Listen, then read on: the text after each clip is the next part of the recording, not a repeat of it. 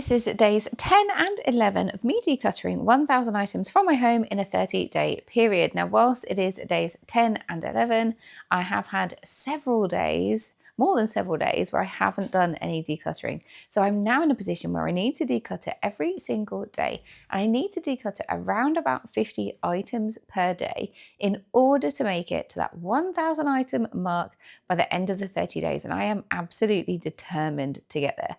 That said, the first day of these 2-day declutter, I was really lacking in motivation. Like I'm just too tired, honestly. I was just too tired, and part of me was wondering if I should just go to bed. And then I knew if I did go to bed without doing any decluttering, that I would regret it the next day because I'd have even more to do to make up for it. So I am glad I did the decluttering. As always, as soon as I start, I want to hit that kind of quota for the day. So once I started, I knew I was going to get it done. But as you can see, I'm kind of like half watching the television, I'm half doing the decluttering. Toys is a really, really tricky one for me. And I don't know why I decided to do toys. I was having a debate with my husband over whether I tried to declutter additional items in the kitchen or toys. And I don't know why I came down to those two areas as well. Or probably because it was nighttime and I didn't want to do anything upstairs to wake up the kids. But my husband's reaction was like, "Are you crazy? There can't possibly be 50 more items in the kitchen to declutter." And actually, I think he's probably wrong there, but I couldn't think immediately what those items might be. So I felt like that would be harder than toys, where I knew I would have a lot of toys to go through. However, I find toys really, really tricky to part with. I'm so worried about making the wrong decisions and the kids wanting something and then me having gotten rid of it, which has happened once recently, but it wasn't a major event either. Like I kind of brushed it to one side and they haven't asked for the toy again. So I don't think it's a major issue. But as well as like worrying that I will get rid of something that they later want, I think I just worry about not about them not having too much either. Because when I look at the amount of toys that they clearly have more toys than they need, in that they are not playing with all of these toys every single week or month. But I guess that you just with kids, you want them to have everything, right? Everyone with children, unless you are a real meanie, then you want them to have everything. And I want them to have everything and to have more than I had as a kid. And that's not to say that I didn't have much as a kid. I think I had enough. I had plenty, I had enough. But my parents really struggled when we were younger. There was not a lot of money to go around. And that meant that, yeah, we did have to kind of use our imaginations more. And I think in a lot of ways, looking back at my childhood, that was a major benefit to me and my siblings. And most of the time, we just wanted to be outside. And I think that is true of most kids. They really thrive outside. And my kids really thrive outside. So, all weathers, all year round, we wanted to get on our bikes, go cycle to see our friends, and play outside and play in the fields and near our houses and climb trees and explore and get up to no good basically. And we lived in a beautiful village, so we had lots of countryside to roam, and that is all we wanted to do really. But with all that said, and knowing that, I still have that fear when it comes to the kids stuff that I'll make a poor choice and regret it. So I really struggled with the toys. The books was way more successful. I created a little kind of cubby area for books in our Kallax unit we have for the toys. And the kids don't read downstairs very often at all. We read every single day at bedtime. We have lots and lots of books in their bedrooms, but they very rarely go to pick a book out to read downstairs. It's just not an area of the home where they seem to enjoy reading. So um, the books downstairs aren't being read. If I move them upstairs, would they be read more often? Possibly, but and I haven't got rid of all of them by any means. But I think we'd made a conscious decision as well to keep some books downstairs that they were not their favourites, because if they were their favourites, then they'd want them upstairs. So that was an easy one. and my youngest's nursery have like a sharing library as you go in to the nursery. This is something they've started up recently. I noticed just on Wednesday when I picked up my daughter from nursery that there were no longer that many like books. So obviously quite a few children have taken books out, and then there haven't been any real books being contributed. So I thought, well, also I can feel really good about this, book declutter, because I know I can take them to nursery and the kids will really enjoy them. And then if Daisy wants to read them, like my youngest, if she wants to read them again, she can just take them out from the little nursery library. So I like it when I have a clear solution to clutter that I'm getting, rid of, passing on, where I know that it will be enjoyed and have a really good home. So I do think a proper thorough sweep of the toys is needed. However, once I'd totted up how many toys and books I'd put to one side to get to declutter, it clearly wasn't enough to meet the quota for the day. So then I went through my work bag, my handbag, and got rid of some like pure trash, really. And then I had a bit of a light bulb moment, and I thought, hang on a minute, kitchen, the junk drawer, as we call it, that is definitely an area where one really needs a declutter. Like, would it really help me out if I could open it easier and see in it better? But two, like it clearly has a decent number of stuff I can get rid of without it being too taxing, too painful, and too emotional, and the rest of it. And that was a good call because I did find it easy to get like quite a few bits out of here. So even though it's like the junk drawer, that we use stuff in this drawer on a daily basis, I would say. But it is that kind of catch-all drawer. You have a bit of everything. I have name labels for kids' clothing. I've got tin foil. I've got stamps. I've got pens. I've got rubber bands. I've got balloons. You name it, it's in this drawer. And I don't want to have two drawers dedicated to this particular category. I don't want to have a larger drawer full of stuff.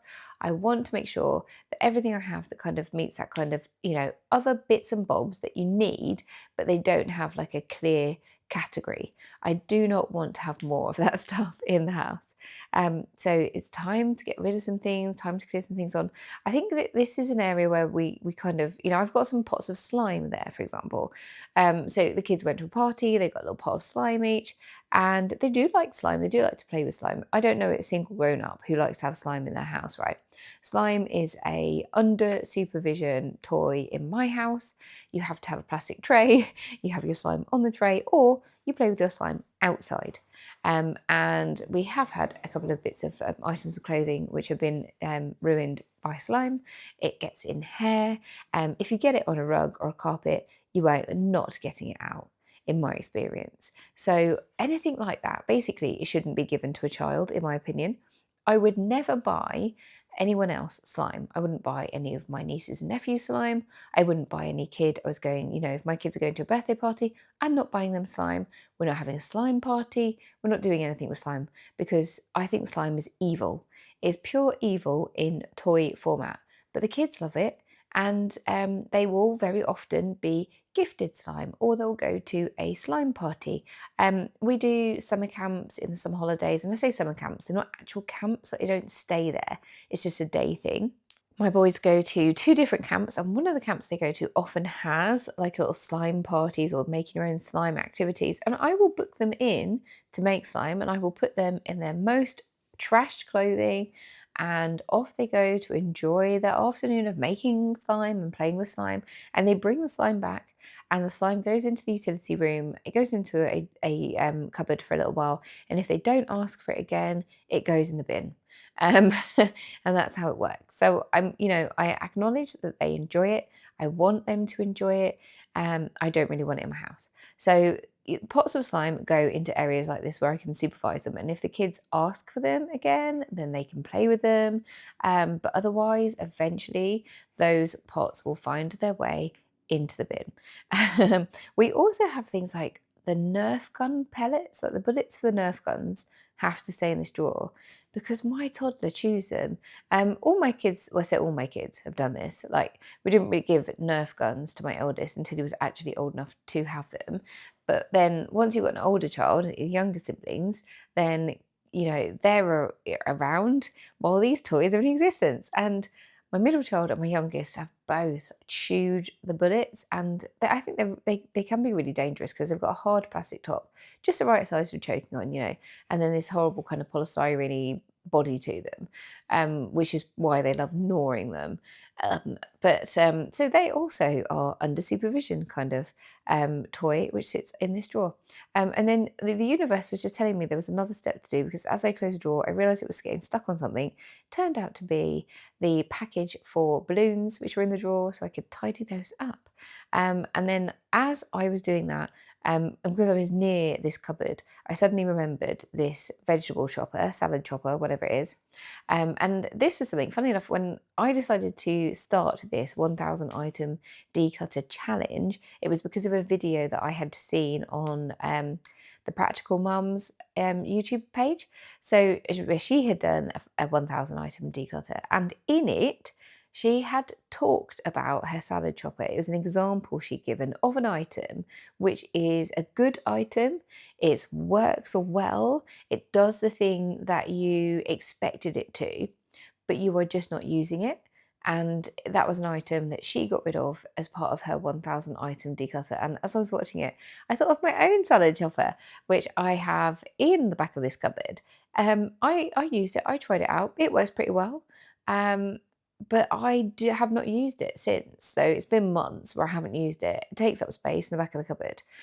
So I will pass it on, and I'm sure somebody will get some use out of it, but not me. So here's everything I got rid of on that particular day. So that was 59 items. I'm really sorry. I've been really rubbish at saying in previous videos how many items I've actually got rid of each day. So 59 on that particular day, day 10. And now this is the start of day 11. And this was my non-working day, a Thursday. I'm just showing you my runner beans, okay? Right? Be proud of me. I don't often grow vegetables, but the runner beans are doing really well.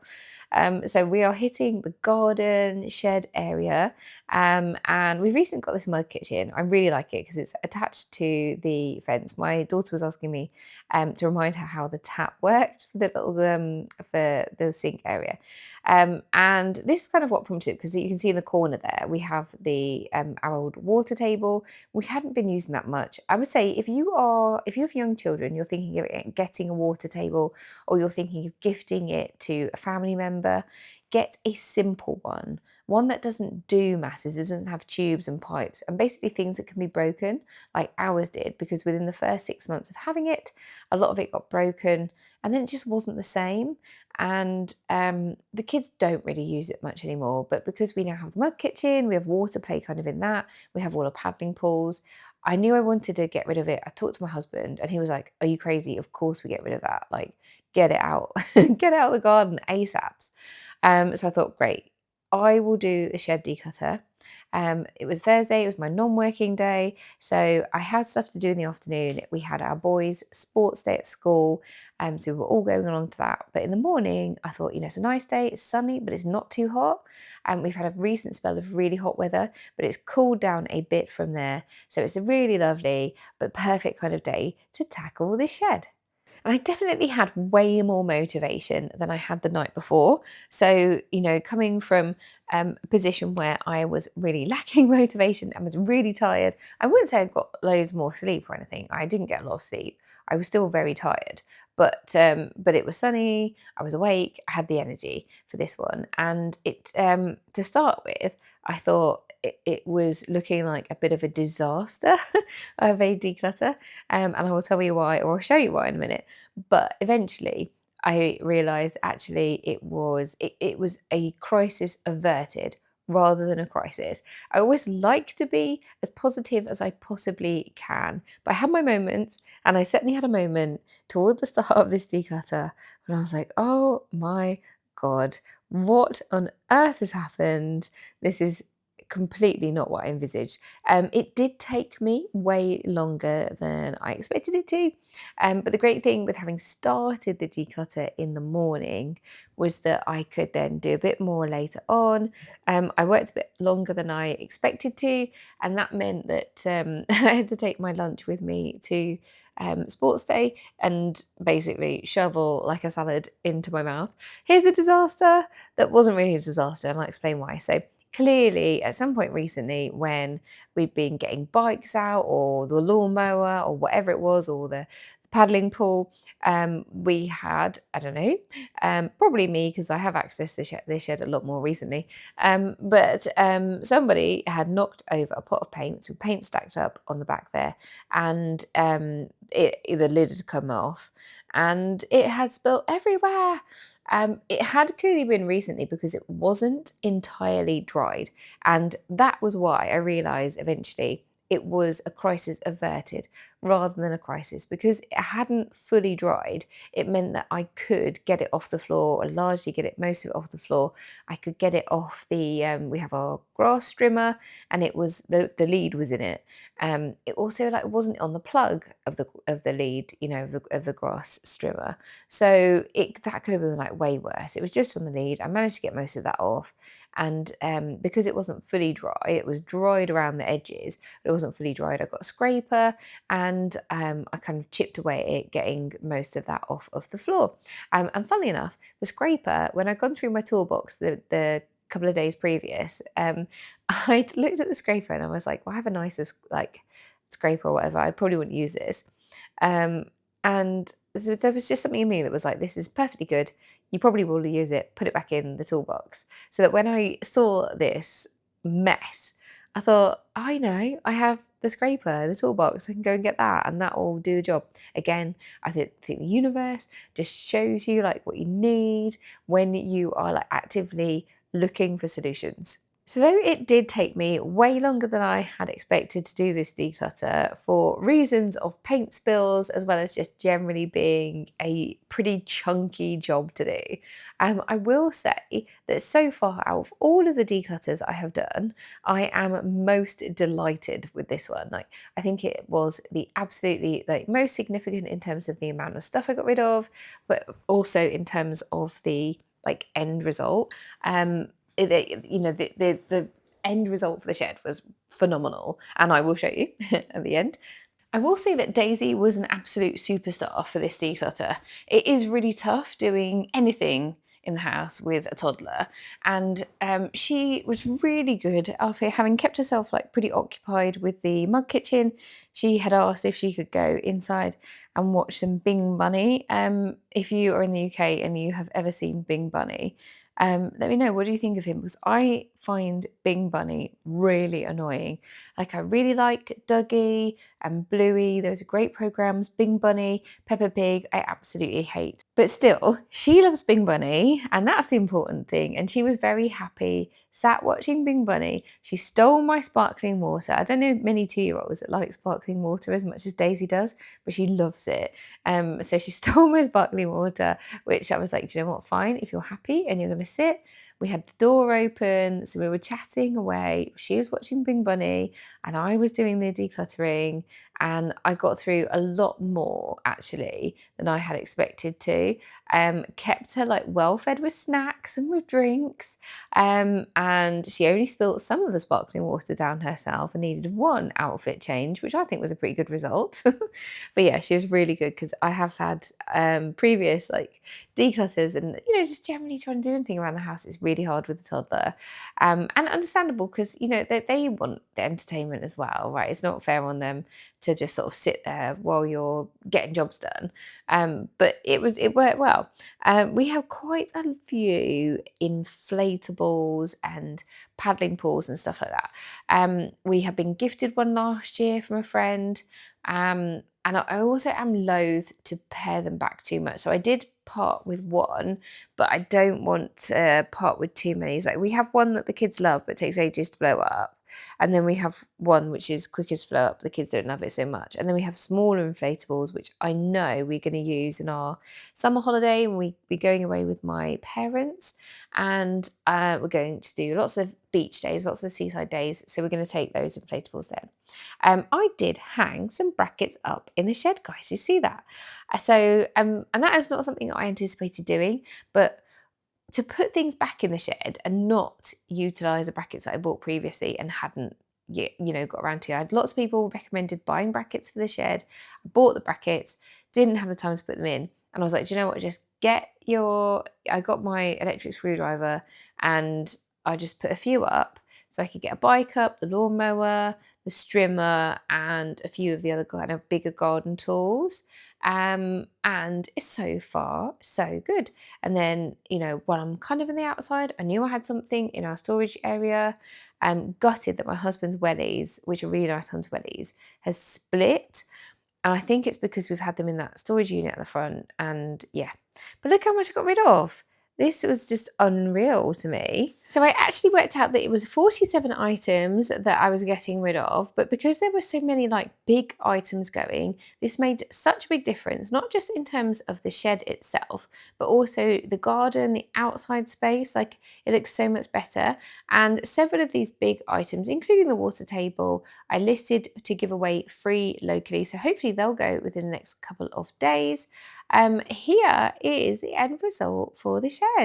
And look at that, it's looking so much better. Also, I have floor space that you can walk to the end of the shed and get the lawnmower without having to take things out, which we couldn't do previously. So I am now at 532 items, which I have decluttered so far during this challenge. So over the halfway point, and I am really looking forward to the difference that it's going to make in getting rid of another like 400 plus items from the home, because already I can see that difference in the house. I can definitely see that difference in the shed and the garden. I'm so pleased with it so far. If you are also following along, let me know how you are getting on, and I will see you in the next one. Bye.